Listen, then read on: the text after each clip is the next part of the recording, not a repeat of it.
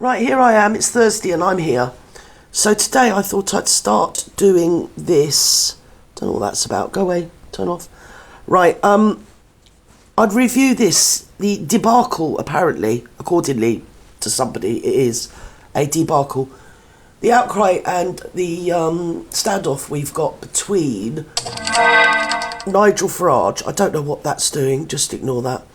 The standoff between Nigel Farage, Elon Musk and the whole Tommy Robinson debacle. So I think what we do is we jump in and I can overlay it with my musings, my thoughts and my witty commentary, apparently or allegedly. Let's go, Dad. This Come on. with Tommy's team, but let me give credit to the exclusive, which initially came from Brianna Morello, who reported Elon Musk is funding the legal expenses for Tommy Robinson. Oh, right. That's good. This includes the costs associated with Robinson's challenges against his solitary confinement. Oh, my God. Musk is also assisting in securing premier legal representation for Robinson's terrorism trial, right, scheduled for the 20th of March. Oh, he's got that and all now, has he? Elon Musk. And you can imagine how this news went down with Nigel Farage, who had this to say to Jeremy Kyle. Right. Jeremy Kyle. We're desperately trying to get together to have a meeting. It didn't quite make it happen, but we're on good speaking terms. No, it didn't happen at all, Nigel. We have a different point of view. You know, he views Tommy Robinson in a different light to me. He's even going to help. Let's have it right. He avoided you like the bleeding plague, didn't he? You were at the back trying to look relevant, weren't you? Oh, I've got so many thoughts. Right, let's carry on. Some of these legal expenses. Fine, do what you want, Elon. That's nice. Great. The issue is that, you know, I have never wanted... there is a genuine far right, okay? Where is this? But I've never ever wanted them to be part of this political party. Right. And I've never thought Tommy Robinson is someone that I should... See, these morons, and they are all morons, and I'm going to keep saying it, yeah? Whenever they allude to what they term far right, they are in fact alluding to somebody who used to get himself around the place in Germany in the 30s up to the mid-40s, well, early 40s. Yeah, went a bit kaput after that, went a bit tits up, didn't it, Votuvers? But I think 1944, was it? Yes, was his Waterloo Day, you know. Yeah, annoying little oik he was. But didn't he run the Socialist Workers' Party? Do you get me? That's all I'm saying. And the guy was a veganarian, wasn't he? Yes, and he loved animal rights and all this, that and the other. He didn't like nearly everybody else that wasn't like him. But apart from that, and he just thought that he should encroach in everybody else's land and just take it for him and something or other. He was an annoying little... I was going to say a rude word. Blighter's a better word, isn't it? Yeah, so whenever they refer to the far right, they're actually, what they actually mean but don't want to say, is that annoying little German fellow, who I might add stole his moustache from Charlie Chaplin, and do you know, from that day to the very last day of his life, he never gave it back. He never gave it back. That's why Charlie Chaplin never had it after that. Yeah, he nicked it. Honestly, he couldn't keep his hands out of anything, that man. He was annoying. Just as well he went, really. Open my arms up to and embrace. So, fine, some people see him as a hero for standing up and talking about grooming gangs. Right. I just don't think he's right for me, politically. Oh, okay. And I think we've sort of reached a point where Elon and I... Oh, so can I dissect this for you, Nigel Flange? So, in your terms and your words, you say he's far right. Far something or other, right? You don't think he's right for you, despite the fact he stood up for all the grooming gangs. And I want to say the rude word, but I'm too small a channel. Well, not the rude word, but the accurate rude word. That adjective that I should be using to actually describe what, in fact, a grooming gang really is, you know. And nobody gets groomed. No grooming. I don't think there's any hairbrushes involved. There's no clippers, nothing. No. Literally not a grooming in that sense.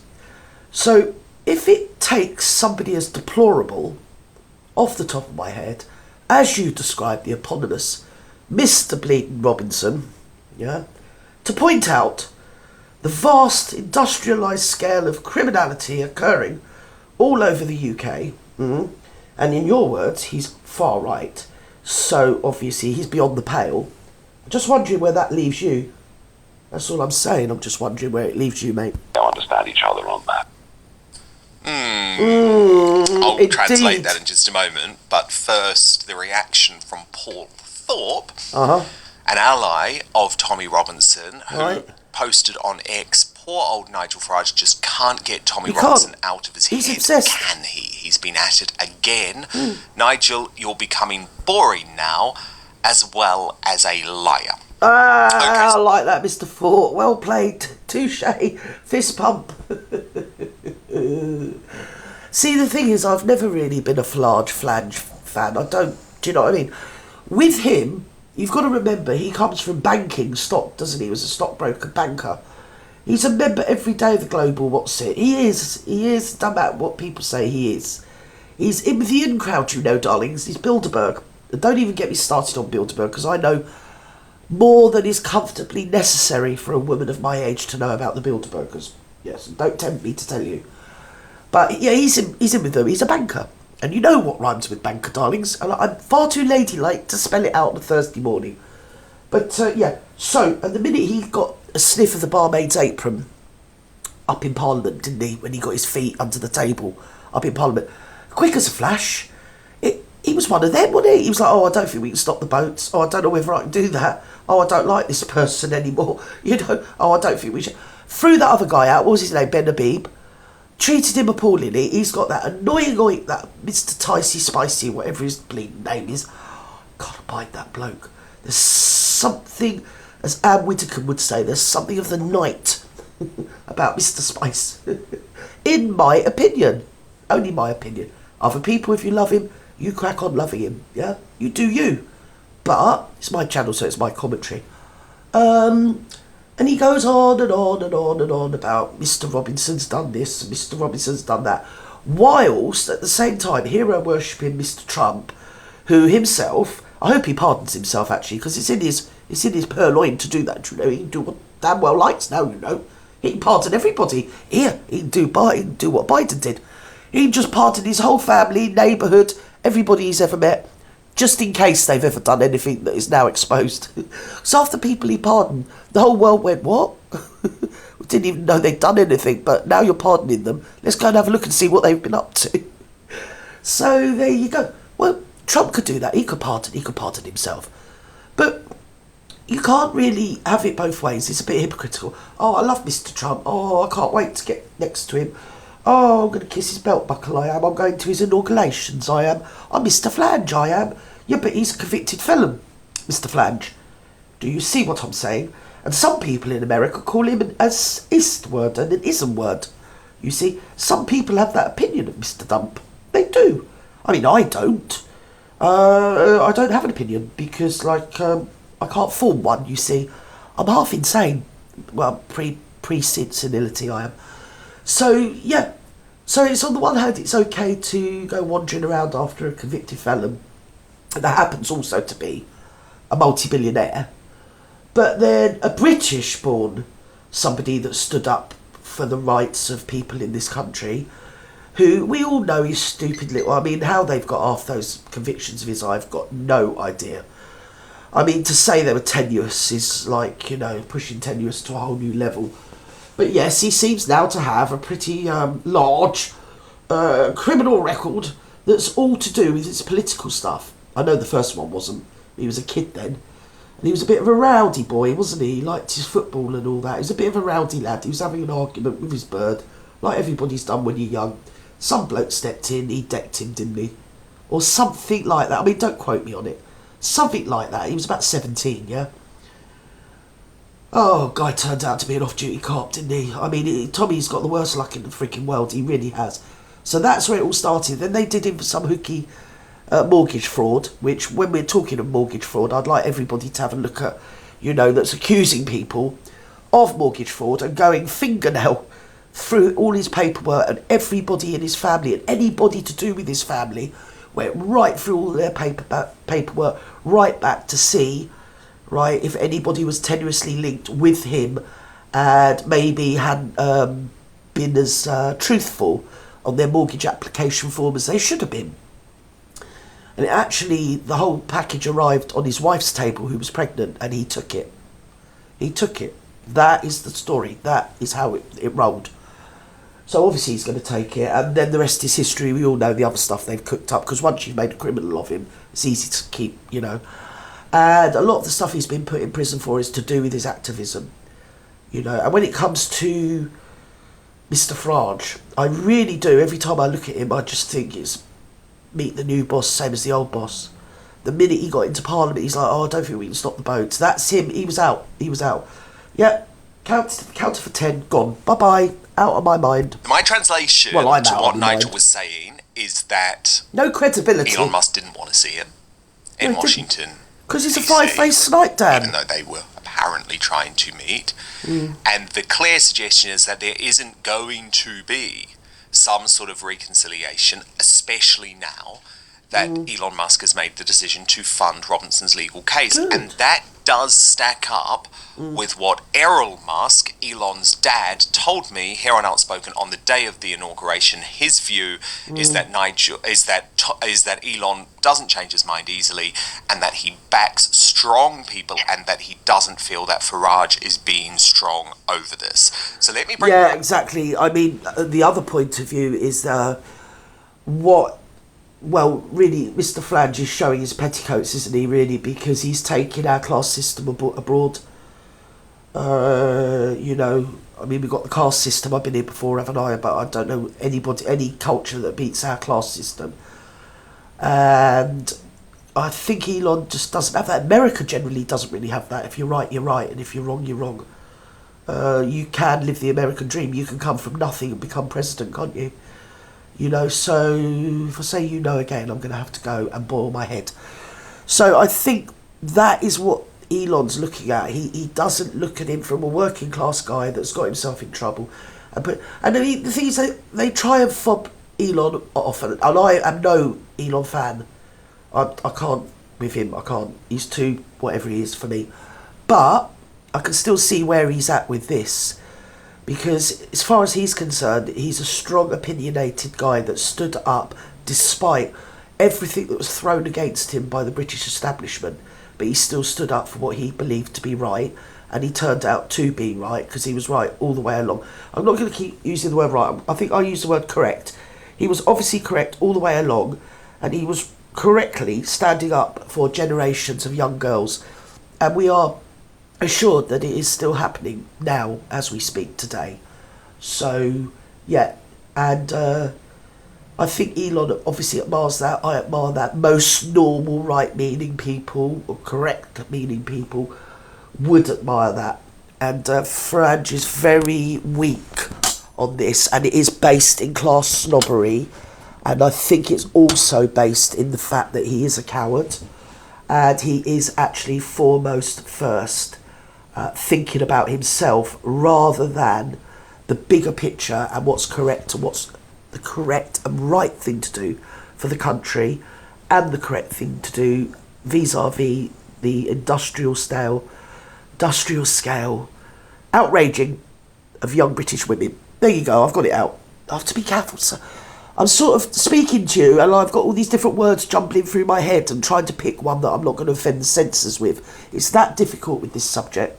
Father Calvin Robinson in on this now. Father Calvin, firstly, want to get your reaction to this big news. It was sort of lost earlier in the week because obviously all eyes were focused on Washington DC for obvious reasons. But this big news that Elon Musk is now officially funding Tommy Robinson at the same time that it looks like he's not going to be funding Nigel Farage at all. That feels like some sort of sea change, right?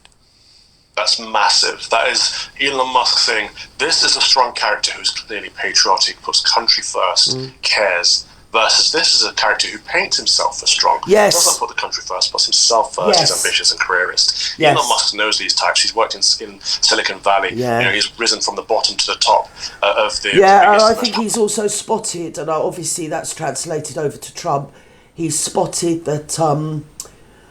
Farage is a bit of a glory hunter. He's there, sucking up to him when he's running for president and being president, and not a lot between that we know of. Because I'm sure if he was out playing golf, it'd be in the papers, we'd have heard.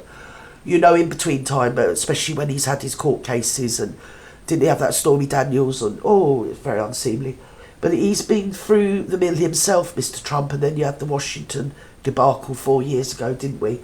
And again, I think he came out and said something half-hearted, because people, mainstream media was obviously asking Flange what he thought, because they knew he aligned with Trump. So I can't really pinpoint any particular interview, but I seem to remember that he was pretty vanilla about it. So again, I think he spots the fact that he is a career me person, rather than the greater good of doing and standing by your principles. Tommy Robinson is a man of the people. Love him or loathe him, he's a man of the people. All this, he's far right, and he's thisism and that-ism. Only his best friend was a Muslim chap that was his best mate at his wedding, best man at his wedding. People, these points are taken and spun, which is it's in the remit of the left, isn't it, and Marxism. And actually the Conservatives are pretty good at it. There's one lord that I always admired, Lord Pearson, because he came out and stuck up for Tommy. But I think he was an independent or social democrat, or he might have been a UKIP lord, I don't know what he was. But he was the only one that stuck by him. And I mean, Robinson, he always does have some sinister and quite cruel treatment meted out to him that isn't, say, meted out to, say, somebody like that lad that's put in prison for the outrages in Southport. There are laws and restrictions on how they handle and treat prisoners, and they don't seem to apply to Tommy Robinson. It's quite okay to put him long term in solitary confinement. He always comes out looking like bleeding Robinson Crusoe, doesn't he? You know, and it's about I think they say his solitary confinement protects him from the rest of the prison, which is, I do happen to know, a large percentage of, say, people of a particular faith that probably won't like him if they see him wandering around the prison. But also, that isn't really his fault that is occurring. He still has rights himself that the prisons should be able to manage. He shouldn't just be put in a 6x6 room, or whatever it is, 6x4, isn't it, room, or 5, something like that, room for 23 hours a day, because he did something. I can't even remember what he's done. What's he done? Oh, he showed a documentary he was told not to show. And the documentary was about what's now come out to be totally true, which we all knew was totally true. It makes me wonder why it's all come out now. I think it is probably something to do with what's going on in America and the powerful forces that are aligning with Trump at the moment. And maybe, is it a pushback against Starmer? Because obviously he was in charge of the prosecution service at the time. So it's a shoot show. And obviously the apples have fallen from the tree right at Nigel Farage's feet. And now he's being shown to be the five-faced snipe that I always had him down for. Powerful and most money-making influential people in the world, he sees this. And so he recognises that Farage could be a strong guy, but actually falters every time because he puts himself first. Tommy Robinson, on the other hand, puts his countrymen first. And so I'm so happy that he's chosen to back Tommy over the two, because Tommy needs that help. Tommy's locked away. But for Farage to stand there and say, well, yes, you know, people see Tommy Robinson as a hero because he stood up for the girls against the grooming gangs, but he's not right for me politically. Therefore, I saw him talk once. I saw him, the man of the people, old Flange. And I don't know what he was doing. I think it was in the lockdown years over that period. He was on a beach somewhere in Sussex. God knows what he was doing. Trying to look like the hero, you know, one of them. And he was, there were some people there, and there was a rather large, what one would call working class person, wearing very tight leggings, you know. And he was talking face to camera. Oh, I think he was doing it for his channel, actually, or something to do with it. And she started talking, and the look on Nigel Farage's face, I knew who he was straight away. Oh, this is rather large working class woman talking to me, and she's wearing leggings, you know. Dear, please get me out of here now. Rather than just see this human being talking to you. You know, he's just a crashing bore. He really is a crashing bore. And I would say, and I'm entitled to my opinion, a snob. Yes, a snob. There you go, I've said it. This guy fought the good fight, an important fight, but it will damage my image, therefore I can't help him. Yeah. So he doesn't care as much about the girls. He's a coward. And really, he's offering himself up as the antidote to Labour, because obviously Conservatives are cancelled. So he's saying, well, the Conservatives are rubbish. I can be your new bleeder, I'll be your new Prime Sinister. Just everybody vote for me. And as I just said, it's a case, as the great Who would have said, I was going to say Pete Townsend, but I think I'll say Roger Daltrey always sings, meet the new boss, same as the old boss with Nigel Farage. And we don't need it. And as for Spice, I've already said it once, don't on Spice, don't, please, I can't, that man. It should be Ben Habib and people like Lee Anderson that are running it. And then, of course, Tommy, he doesn't even want to be in this Mickey Mouse party. I think Flange's biggest nightmare would be if somebody convinced Tommy to start his own party, because you'd get an entire, probably 3 or 4 generations of people that would vote for him straight away. Yes, right across the age ranges, and I venture to say classes as well, yes. Cause, as he does his own personal political image, that says everything you need to know about Nigel Farage. But what's interesting, so I'm out here right now in DC, right? I had tickets from Lawrence to go to the operation. We've had a fantastic few days. We didn't end up going because we went to watch with Kid Rock instead at his place because we thought that'd be more. Oh yeah, we're going to hear all about Kid Rock now. Yeah, we're not really interested in Kid Rock and what you did and what you didn't do, Calvin, mate. All right. So, Reform UK on the establishment side, Tommy Robinson and Urban Scoop on the culture war side, and it is frustrating to me that Nigel couldn't open his mind to that, even though, as you know... Yeah, exactly. I think I've said it before as well. And these very same people, him included, would be, if you think back to the Nelson Mandela years, because Nigel Farage is older than me, so we all remember Nelson Mandela. And wasn't he an icon? He was an icon of our age, you know. He was on the front of Time magazine. The guy, I can't say on here the words, but if you look into his, let's say his career prior to 27 years in jail, it was checkered, and there was people unalived directly due to him. And like, he was fighting for his country, he was putting his country first, all the things that Tommy's doing, standing up for what he believes is right, speaking truth to power, putting his country first, putting his people first. Well, all of those are ticks for Nelson Mandela. He did all of those things. But he did it in a way that he actually unalived some of his people along the way. And some of, just people. So, if he was allowed redemption, how come Tommy Robinson isn't allowed redemption? How come he is treated as badly as what he is? It's just disgusting. And the way they keep saying he's working class. I mean, if he's working class, I'm a bleeding ballerina. He's not working class. He just speaks with that sort of North London accent. Well, it's Luton, so it's far north of London. It's basically North London, darlings. I still do think Nigel Farage is the best hope that we have to realistically throw out the uni party. So I'm certainly not someone that's going to say, I'm done with Farage or anything. My job, I think, is to also try and help bring these sides together. Well, Dan, totally, I get you. But I think also Nigel is playing to the big investors. He's playing to the people with a lot of money and power, the tech companies, this, that and the other. That's what he's playing to. But ultimately it's not them that are going to vote for him. So you can play to all these people to make yourself... Well, it's like the last... Is it Animal Farm? George Orwell's Animal Farm.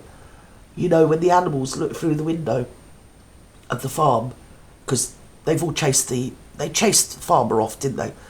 And they think, where have the pigs gone? Because the pigs represented the intelligentsia, didn't they? And the rabble-rousers, basically. So they all go up to the farm, they look through the window, and there's the pigs dressed in the farmer's clothes, drinking the farmer's whiskey, smoking the farmer's cigars, and all playing cards together in the warm, while the pigs while the other animals are looking through the window in the cold. That is what we've got. That is the sort of analogy that always brought to mind when I think of Nigel Farage. I'm sorry, I just do. He's a rabble-rouser of the finest, and he plays to nobody, literally nobody. To be careful not to go too far down an establishment path. Well, he thinks he does, but I've been saying this all along, that he doesn't need to support Tommy Robinson. He just needs to stop bad-mouthing Tommy Robinson. Yes. He's entirely neutral. Yes. Most of the time, he's not even asked a question. He's volunteering this information. It's stupid because Nigel Farage is his own worst enemy. He gets in his own way every single time. And it's for the reasons that I've laid out, because he cares too much about his image, who likes him, who doesn't like him, which parties and conferences he's invited to, which ones he's not invited to. It's the wrong motivation, I'm afraid, for a political leader. If he's our best chance at destroying the Uniparty and breaking down this corrupt system we're in, we have no hope. No. I just look at what happened. And also that, is it Clapton on sea? I think I've said this one before. I'm like a bleeding stuck record by now, aren't I? What does he represent? Is Southend or Clapton? Don't care, don't know, don't care. Anyway, wherever it was, he originally said that he wouldn't ever stand to be an MP because he couldn't bear having to spend his time in Clacton. Again, you know, the air quotes with the common people. So it's all seaside towns are run down. Apart from maybe Brighton, I think that's kind of okay, but that's a city, so most little what used to be booming seaside towns are pretty destitute and broken. Yeah, not that pretty. So that is what he originally said. Oh, I would never run for Clacton. I couldn't bear to have to spend my time in Clacton. You know, that was the attitude. And then he did a volte-face and decided he was going to be an MP sort of so many years later.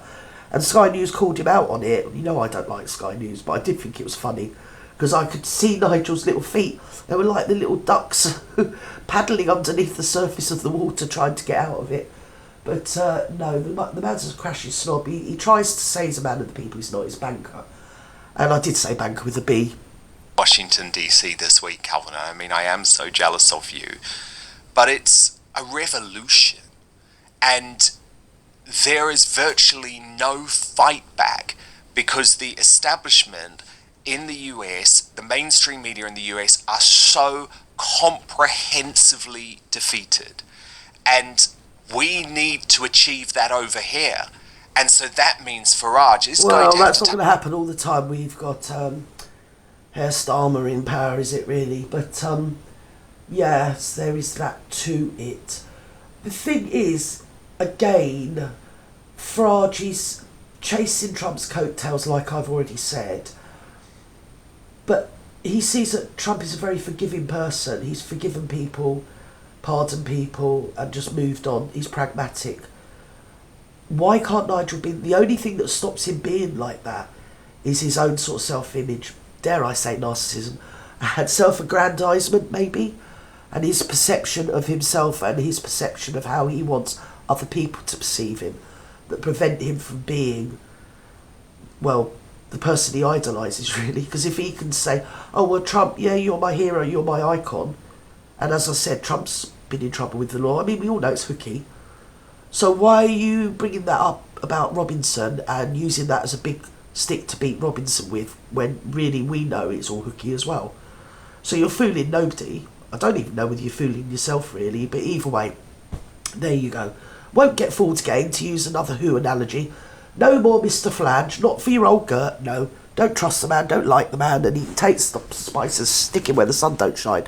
Anyway, with that, I'm going to love you and leave you. I better do this, because it's always this, isn't it? Got to do this. Oh dear, let's do that. It will work in a minute, you wait. It will work. It won't work very well, but it will work. There you go. Right, I love you and leave you. I might come back later on if I can formulate my thoughts. Yes, I'm so busy, I don't know whether I'm coming or going today. Bye-bye now.